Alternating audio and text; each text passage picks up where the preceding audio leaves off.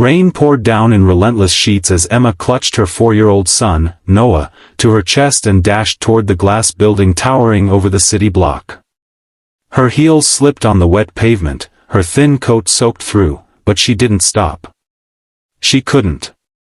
This job was everything: rent, groceries, maybe even a proper birthday cake for Noah this year. But the sitter had cancelled last minute, and there was no one else. So here she was, holding her resume in one hand, Noah's tiny hand in the other, praying someone would understand. When she entered the reception area, dripping wet and breathless, the receptionist looked her up and down, eyes widening at the sight of the little boy clinging to her side. "You brought your child?" The words dripped with disapproval. Emma forced a smile, her heart pounding. "I didn't have a choice. He's quiet, I promise. I just need a chance to speak with the hiring manager." But the receptionist was already shaking her head. "I'm sorry, ma'am, but this is a professional setting. We can't have distractions." Distractions. The word stung. Emma opened her mouth to plead her case when the door behind the receptionist swung open. A man walked in, tall, confident, with an air of someone who didn't wait in lines or ask for permission. His sharp suit screamed success, but his eyes, kind and curious, landed on the shivering little boy first. "What's going on?" he asked, voice deep but calm. The receptionist straightened immediately.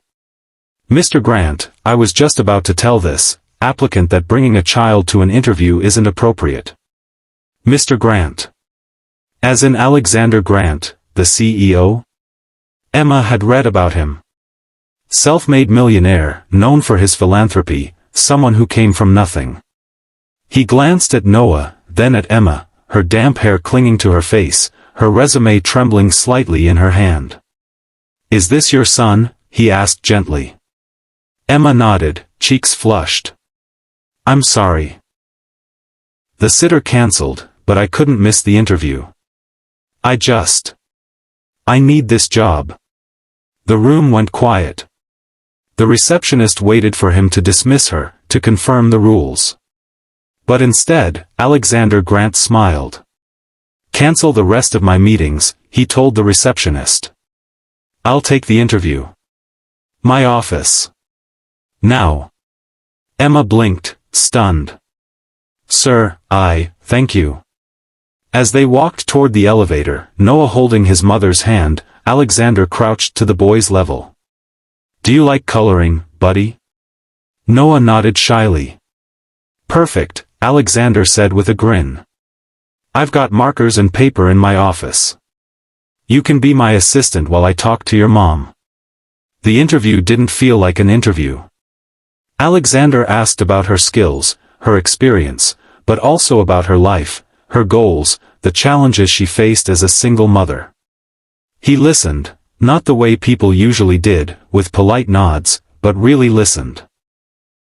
Halfway through, Noah proudly held up a wobbly drawing of a stick figure man with a big smile. "That's you," he told Alexander. The CEO chuckled. "I look good. Might frame that." When it was over, Emma gathered her things, trying to hide the lump in her throat. "Thank you for giving me a chance. Most people wouldn't have." Alexander leaned back in his chair, expression thoughtful. "Most people forget what it's like to need one." He slid a folder toward her. "Welcome to the team, Emma. We need more people with your determination." Emma froze. "You're hiring me?" "Not just hiring," Alexander said, smiling. "I want you on the leadership track. Anyone who shows up in a storm, with their kid, and still nails the interview? That's the kind of grit money can't buy." Months later, Emma thrived in her new role. She had a steady income, a better apartment, even savings for Noah's future. One evening, at a company event, Alexander shared why he'd taken that chance on her. "My mother," he said softly, "was a single mom too. She brought me to work when she had no other choice. Someone gave her a chance.